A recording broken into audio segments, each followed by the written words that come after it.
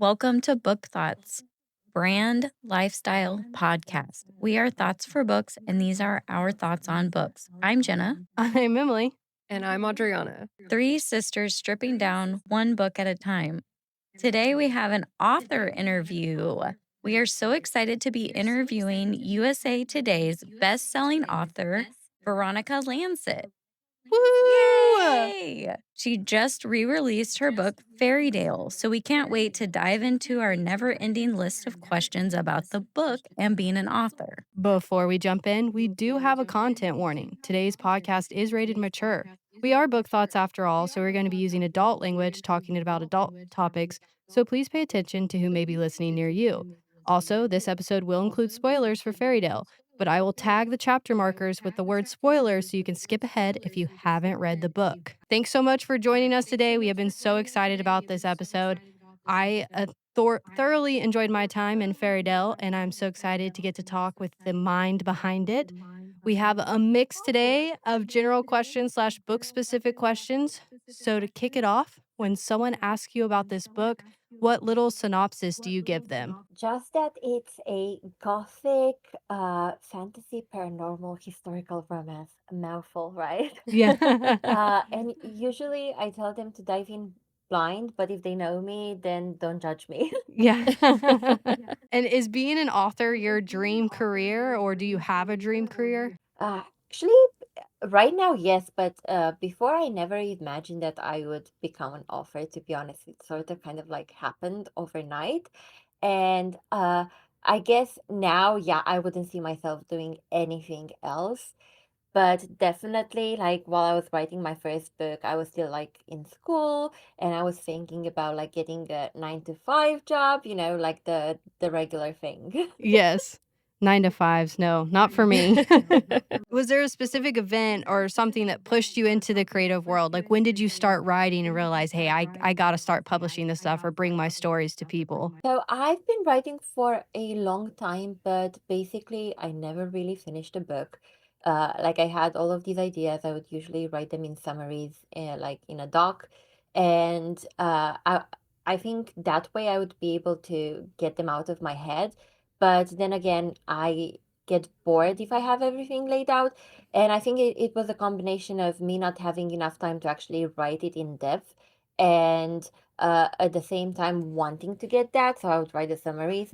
But when COVID happened and I was like, my classes were on Zoom, I didn't really have much else to do except writing my dissertation, which I did not really want to do. So this was my way of procrastinating because I was like, okay, I'm writing a book that has to do with crime and human trafficking. I mean, it's related, right? Right. Right. Yeah. So that was the first time I actually finished a book. And because during that time, I was still like, I wasn't doing much except for like, you couldn't really apply to jobs, you couldn't do anything. I was graduating and I said, okay, I'm just going to publish it. In the meantime, I also applied to PhD programs and then extended my study. Writing kind of like became second nature after finishing that first book. I don't know, like it was like a switch turned on in my brain where if I start a book, I cannot not finish it. So after the first one, I was on a roll. I just like kept writing book after book after book. And back then I was a bit faster. Like now, because of school, I am a bit slower and my release schedule kind of like shows that. Uh, but yeah, I still start a book and finish it. I no longer let myself kind of like, just like dabble in it. I'm fully committed now. Yes. Well, we're glad you're fully committed because we thoroughly enjoyed it. Where does this book, in the lineup of all the books that you've written, what number are you up to? Oh, I don't even know actually. I don't know the number, but I do have here kind of like I made this little thingy Oh, with yeah. all of the books, and you can see Fairytale there. And Fairytale was first published in 2022, and by that point I had 1, 2, 3, 4, 5, 6 books out. Oh, my Oh, gosh. wow. Wow. You're a writing machine. Yeah. Well, and I saw in a different interview that it only took you, and correct me if I'm wrong, a month and a half to write this book. Yeah. This was like I wrote Fairytale exactly the summer before I was going to back to school. So it was the last time I had, a lot of time to dedicate to writing without any other interruption. And it was just like I was living, breathing, eating Fairytale because Yeah. uh, I literally, I don't know, it's never happened to me ever since. But probably because I don't really let myself relax or like dive into a story, and I don't have the time to do it right now. But yeah, that's time. It just like all I did was write, and if I wasn't writing, I was dreaming about what I was going to write the next day. I mean, that happened to me when I was reading I it was as gonna well. say, yeah, you can't put it down. I literally dreamed about it last night. I was like up and then I would dream about it and then I'd wake up and I'd be like, okay, I'm just gonna read because if Yeah. I don't, I'm just gonna dream about it again. Especially when you're reading through it and you have so many questions. So you're still like, Yes. I need to know what the next chapter will give me at least. Yeah. You're like going to bed, but you're like, I gotta click what the next chapter is, and then you look at the time left on the and you're Yes. like, oh, 58 minutes. Can I make it more? Can I keep going?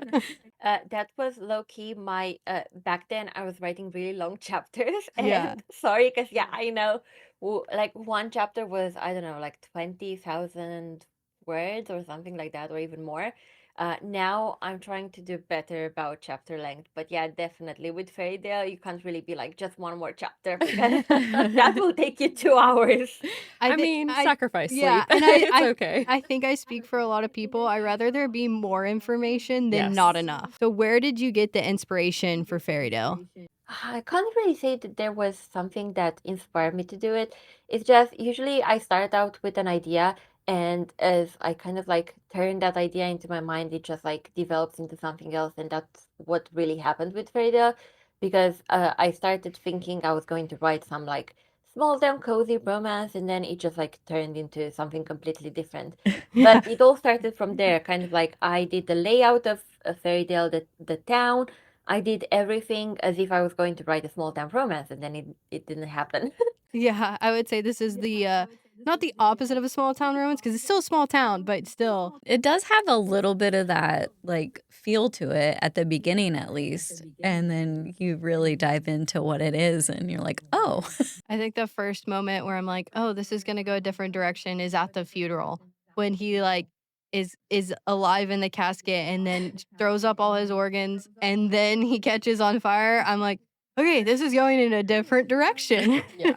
I was writing the first chapter, and when she received the letter and everything, and I was like, I'm getting ominous vibes from Yes. this. Yes. Mhm. Oh yeah, you kind of pick it up throughout the entire journey of her, even up until that train ride, I feel like. Sorry about that, my dog. No, Oh, no, you're you're good. fine. What kind of dog is it? Pomeranian. Oh. And yeah, she has an issue with anyone that crosses in front of our window. Like it's her territory. They can't do that. She's protecting you, or she thinks she is. Oh no, because when she actually needs to be protecting me, she doesn't do it. Because one time we actually had a break in, and she never once barked. Like she barks at everything, but she doesn't bark when there's a break in. Oh my god. When you needed her most. Exactly. That's crazy. And you don't have a cat, do you? Or is the cat in the story from do you actually have a cat? No, I don't. I don't. Do you have a love for cats? Like or is that just you threw it in there? No, so I sorry. I I got my dog in 2023. In 2023. And this was literally because I was, oh, she's very angry. She's very angry.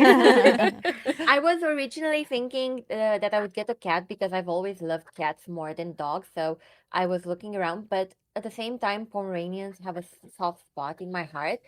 And at the same time, I was writing this book that had a small white Pomeranian in it. And as I was writing it, I was like, oh my God, I'm so in love with an imaginary dog. I have to get one. So yeah, that's how I ended up getting her. Okay, so I grew up going to church and being in the church. So I just have a question of curiosity for you. You named I don't know if bad guy's the right word, but Abel turns out to not be the best. And it just makes me think of the story Cain and Abel in the Bible. I'm not sure if you're familiar with that, but did you purposely choose Abel as the name of the bad guy because of that story. It's the opposite. Yeah, that was part of the inspiration for the names, because the brother that kills the other brother. Yes. As soon as I read that, I was like, I should have seen this coming sooner just because of it's so unique that it's the opposite name. Mm-hmm. Do you have a favorite line or moment that you wrote in this book? I mean, I think it's the same line that everyone loves, the one where he tells her that I might be evil personified, but you're the only one I'll ever be good to. Mm-hmm. It's so good. Yes. I highlighted so many of There was those also lines. the other one where he says like I fuck hard, sweetheart. That's one I really like. Oh, yeah. I also I was telling them when they're about to have sex or maybe they're changing in front of each other and she just says it's the oddest thing I've ever seen. I laughed out loud. I was like, I have to highlight this. Do you have a favorite of one of the three women? Or I mean, they're kind of all the same person, but when you were writing them, did you fall in love with one over the other? I really liked writing Sela the most, Mm. I think. Yeah. And why is that? It was, I'm not sure. I think because uh, there was a type of innocence about her that even though Darcy is very much the same, Darcy still had, betrayal in her life, and she had suffering, and she had seen her mother die and everything like that. Whereas with Stella, she was just like trapped and so sheltered, she couldn't really fathom that her mother would lie to her or like do anything bad to her. So it was kind of like her awakening in a sense. I liked Scylla the best too. Yeah. At first, I was thinking, oh, her mom is keeping her away because she cares about her so much. And that's why she's keeping her away to protect her. But I was very wrong. I immediately got bad vibes from the mom. It's like, no. Yeah, not a lot of motherly instincts over there. Mm-mm. No, or even explanations of why she was doing what she was doing. I feel One like of the things is that she mostly wanted to harvest the power, Mhm. but at the same time, there will be a little bit of background information on who her mother is in my other books, because they're Okay. kind of like all intertwined. So yeah, definitely her mother appears very briefly in the wishing game, and yeah, it's not yet explained, but it will be explained, kind of like, the origins of Sela. Do you mind if I ask, like, what do you recommend for reading order for people getting into your book? So if you've read Fairytale, I think you could go for any of my other like fantasy books, but I would say Fairytale and then House of Creos. So the first one is of Ice and Villains, and then of Sins and Sacrifice. The third one is going to come out next year. And then The Wishing Game. All of these have like recurring characters. Same with Barbie and the Villain. The only thing is that Barbie and the Villain and The Wishing Game, they're both trilogies and only one book out. So the first one that I'm going to finish the trilogy for is going to be House of Creos. So if you don't like waiting, I'd say that one is the best bet. And you do Awesome. have some snippets of like Aemon and Sela in there, kind of Ooh. like sneaked in, and in book 3 they will make an appearance. I love that. I love when the Yeah. worlds connect like that. Me too. Because you fall in love with characters and then you're just kind of like mourn them after you finish a book. You're like, I guess I'll never see them again until I reread this book. Mhm. Yeah, no, they're going to be like in the next book in the House of Creos trilogy. They will definitely make a cameo. I have the plot for the book already set, and I'm not exactly sure how much, but there's definitely quite a big chunk of the book that's going to be with them in it. I can't wait. Yeah, well, that's exciting to hear. Yes. Do you have a message or theme that you hope people get from this book? Reading is so personal that it really depends on like a person's experiences when they read it.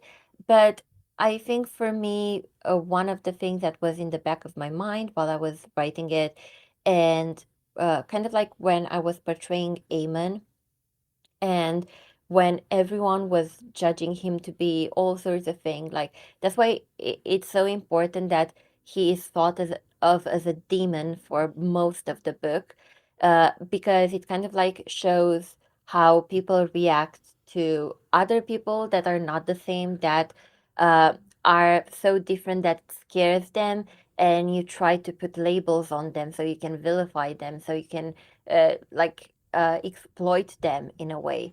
And you see that from the beginning when Ambrosius does that to them, when he is the bad guy, but he ends up being the one spreading rumors about them. And so begins the saga of like Aemon the demon.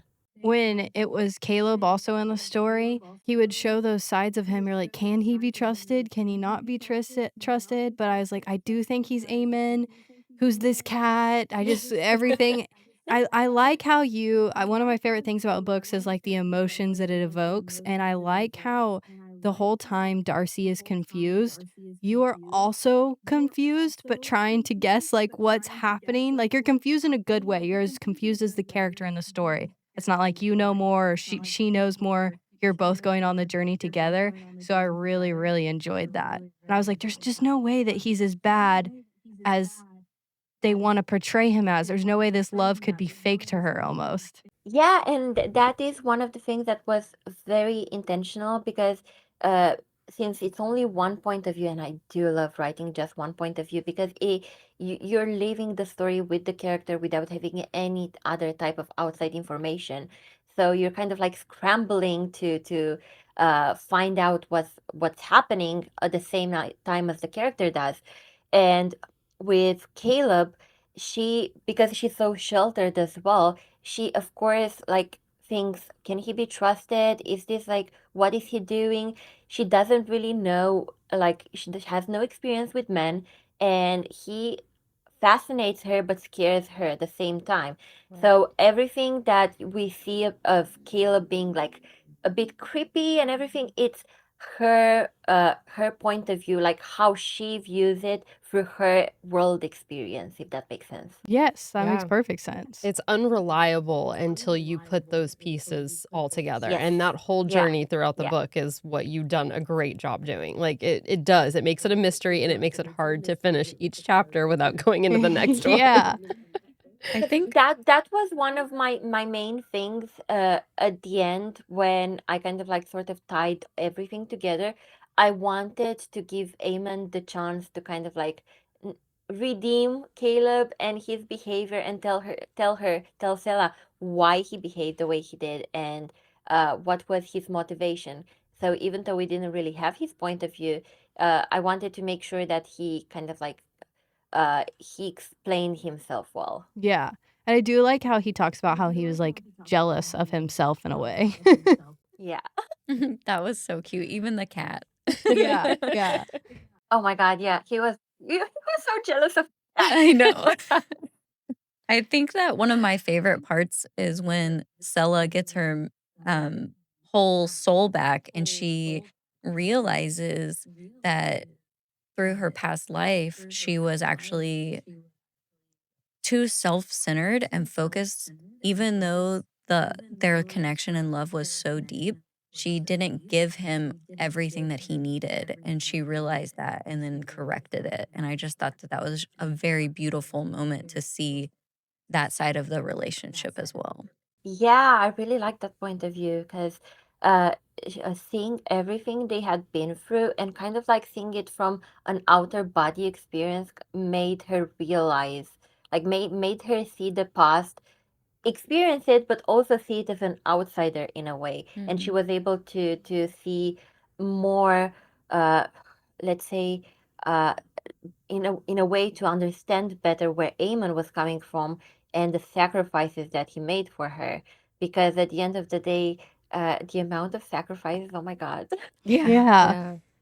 Like thousands of years taking care of a cocoon. Are you kidding? And snuggling with it. So cute reading to it. Oh my gosh. I was dying. I'd be scared I'd roll over onto it, like, while I'm sleeping. I saw in a different interview that you're a big fan of manga. So, do you have a favorite creator of manga that you would love to illustrate this book or any of your books for you? Oh, that's a hard question because I'm really not that big of a fan on I don't really mind the art style as much as I do kind of like the how they portray emotion and how the artist managed to capture, because a book is like so long, especially Fairytale, it's just like so long, and to capture the essence without, like, even though you make it shorter, you're not taking away anything from it. Mm-hmm. I think that is a challenge when it comes to adaptations. Uh, but yeah, I don't know. I don't know who I would choose. But one thing is like one of my favorite creators, so to say, even though uh it seems that they were kind of like operating more artists under the same name. The name is Hwang Miri, uh, Korean manhwa artist from the early 2000s. I don't think they're doing any manhwas under that name anymore, but the ones that, because all my entire childhood, like literally, that's what I was reading. And now looking back, most of them, like, I'm not even kidding you, they're literally dark romance. They might not be explicit, but they are dark romance. And dark romance in the sense that the male lead is so damn abusive. Yeah. It's honestly because most of them are bully romances before bully romance was a thing. And do you think that's like what kind of like you started to get maybe your stories from? Like Yeah, yeah. definitely. But it's what you grow up on. It's what you know. And then, I don't know, that's just the way it Yeah, works. I was literally so obsessed with them. And at that time, this was like more than 15 years ago. Uh, you, there weren't that many that were translated, like no one was reading them, and there were maybe a couple that were being fan translated online, but just like it was very hard to get your hands on more. And this particular artist had so many of them, and I was so jealous that I couldn't read them. So I decided, you know what, I'm going to learn Korean and I'm going to just like read them by myself. So did you learn Korean? Yes. Oh my gosh, that's That's impressive. so amazing. cool. That is I mean, I wanted to read these like mangas so badly. You have no idea. I would spend all of my time just like staring at the scanned pages, because there were scanned pages of them. And luckily with Korean, it's easier because of the alphabet. I was like, it was easier for me to actually, like, try to understand and to read them, because in Japanese with kanji and everything, yeah, that's a whole different issue. I oh tried that too. yeah. It's easier for How me. many languages do you know?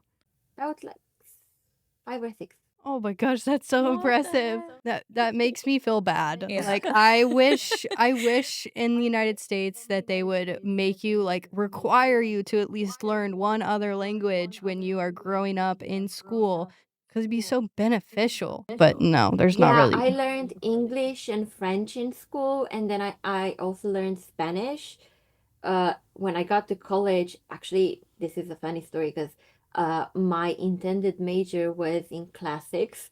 So I took ancient Greek and I was like, oh my God, no, this is the worst thing ever. I'm not going to do it. Because I already had a background in Latin. So I was like, okay, it should be easy. Just learn ancient Greek. No, no, no.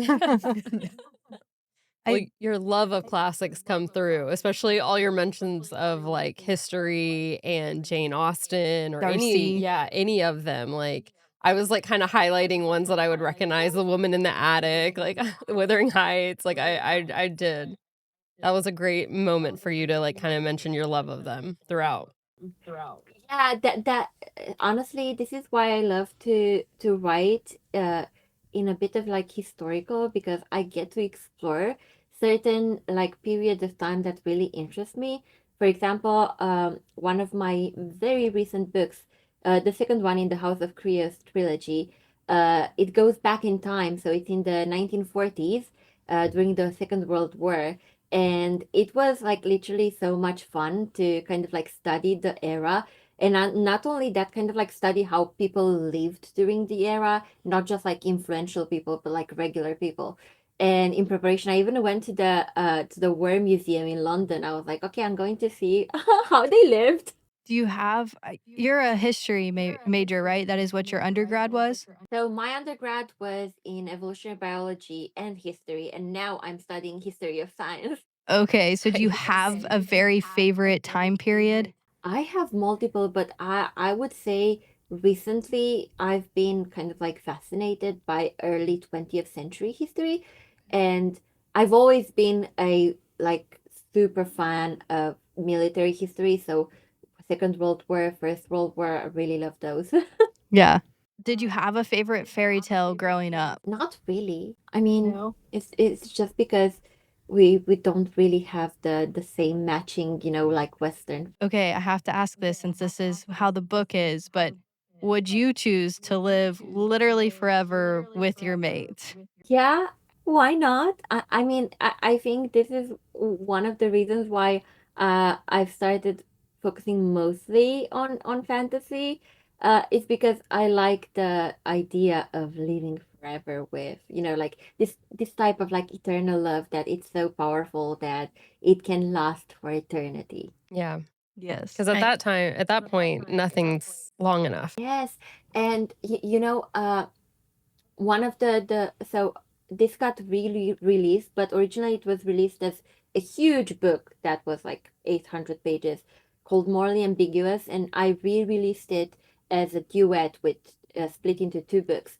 And this is kind of is more contemporary but has sort of like, science fiction elements and in a way. But I remember as I was writing it, because I love the couple so much, I was like, maybe in the future I'm going to do like a short story, but it's going to be paranormal, and they're going to turn into some kind of like paranormal creatures and live forever because I wanted them to live forever. Yeah, I need these characters to never die, please. Well, it's so often in romanticies or just fantasy romance and dark romance, the main character will say, "I'll find you in every lifetime," but you never get to see that. But I love in this book, you get to see that he really finds her in every lifetime. Honestly, that is my favorite trope to write, reincarnation. And if you continue reading the other books in my fantasy series, they're all reincarnations. That's beautiful. Love Yes. it. That is romantic beyond. And when you're writing, do you feel like it's you in control or do you feel like it's the characters that are in control? It's not exactly the characters, I would say. It's more like when I think about what I'm writing, I kind of like visualize the scenes in my head and kind of like tweak them around until I have this like gut feeling that it's right. So it has to feel right. And until then, I just like do all sorts of like renditions of the same scene until it feels right. That's so cool. So, like, you play a picture movie in your head about what you're gonna Yeah, write, and and then then you change little things, which is really funny because when I was younger, and I mean like really younger, one of my dream jobs was to be a movie director, and I feel like in a way I am one now. Yeah. that's so cool. Even more so because you get to tell so many more details than a movie would. Like, if you were to make this into a book, how long would the movie be compared to the book, you Yeah. know? I don't think a movie would do it justice. For me, a No. TV series would be the best. But even then, there's so many kind of like the politics in filmmaking and everything, and I don't know if it would dilute the vision or the story. And I don't know. It would be something to grapple with if the time comes. Yes, yeah. I feel like when it comes to stories like this, you want like a HBO Max series that's like 12 episodes at least a season.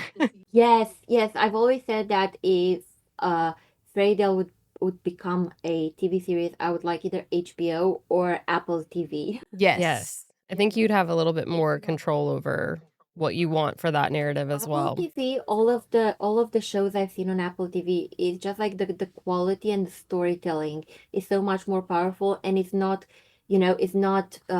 like a fast release to get it out there to make money. It's more like Right. they care about the artistry behind it. I wanna tell you that you totally wrecked me at the part of the book where we see Lydia again. Like, I was a mess. That was the part where I cried writing that. Like it was I'm telling you, I was sobbing, like full choke on sobbing, crying as I was reading it, but I loved it. I remember writing that vividly because it was so hard because I was crying so much and I couldn't see the screen well. And how long does it take when you have this like picture in your head and you finally have it down to the way you want it that you start to put pen to paper? I imagine you're typing the books, not writing them out, but like type it and get the story going. So I usually so even though I like to kind of like plan everything and have a plan when I start a book, I go scene by scene, or like chapter by chapter. And when that feels right, that's when I write it. And then the next one, it has to be like this. And I've had moments where, and this is actually I had to address this with like a coach, because I had moments where I would be so frustrated that I couldn't write or like force myself to write. And in a way, I was doing myself a disservice by forcing myself to write before letting the story materialize in my head. And yeah, the coach just told me, well, your way of creating is first creating it in your mind. So you should just like allow yourself and not feel frustrated if you're not writing, like actually typing the story, because what like the creation part inside your head is part of the process, like that is writing too. So Mhm. it's taken me a long time, and even now sometimes I struggle with it when I feel like, oh my God, I should be writing today. But then if I look at the page where I left off, and I'm like, I don't feel comfortable like with what's going to happen next because I'm not confident in what I want to happen next. Do you have a writing ritual when it is time to start typing? Do you have to go into a very quiet space or do you play music or I mean, when it happens, it can happen in any type of like. Sometimes I would be falling asleep and I just like, because I have more time to visualize it, and I feel myself falling asleep, but I also feel myself thinking about more and more like scenarios, and then I get my phone and I start typing it out. So it really depends when I have that moment of, oh my God, I know where this is going.